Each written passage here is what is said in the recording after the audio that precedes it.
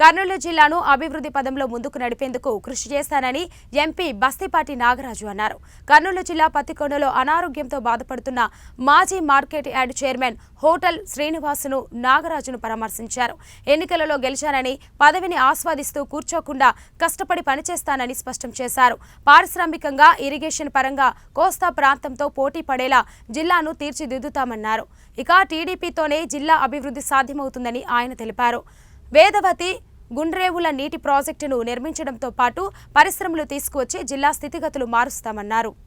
Parliament అత్యంత వెనకబడింది. మనం ఏదో పదవులకు వచ్చిన మేము ఏదో కూర్చొని ఆస్వాదిస్తామని ఏమాత్రం అనుకుంటాం. ప్రజలారా ఖచ్చితంగా డే వన్ నుంచి మేము పనిచేసి ఈ కర్నూలు పార్లమెంట్లో ఇరిగేషన్ పరంగా అయితేనేమి పారిశ్రామిక అయితేనేమి మరో కోస్తాతో పోటీ పడే విధంగా ఏ విధంగా తయారు చేయాలో ఖచ్చితంగా పనిచేస్తామని చెప్పేసి తెలియజేస్తున్నాం.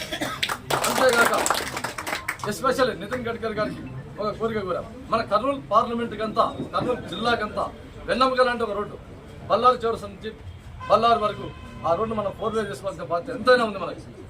కాబట్టి ఆ వెలుగురేఖ ఎప్పుడైతే మనకు వస్తుందో పారిశ్రామికంగా ఖచ్చితంగా మన కర్నూలు పార్లమెంట్ స్థితిగతులు మారుతాయి. కాబట్టి మా సంకల్పం ఏమంటే నన్ను 4 వే చేయాలని చెప్పేసి కూడా పదే పదే నితిన్ గడ్కరీ గారికి నా ఫస్ట్ లెటర్ ప్యాడ్ మీద రైల్వే వర్క్షాప్ మీద పెట్టాను.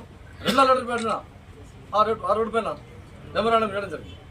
కాబట్టి కర్నూలు పార్లమెంట్ ప్రజలు నేను చెప్పేది ఏమంటే తెలుగుదేశం పార్టీతోనే అభివృద్ధి సాధ్యము. కాబట్టి మీరంతా కొంచెం సమయం పాటించి మమ్మల్ని అంతా ఏ విధంగా అయితే మా గెలుపు కృషి చేశారో మా వెంట ఉండి వెన్నంట ఉండి మీరు నడిపించాల్సిన బాధ్యత మేమే ఉంది.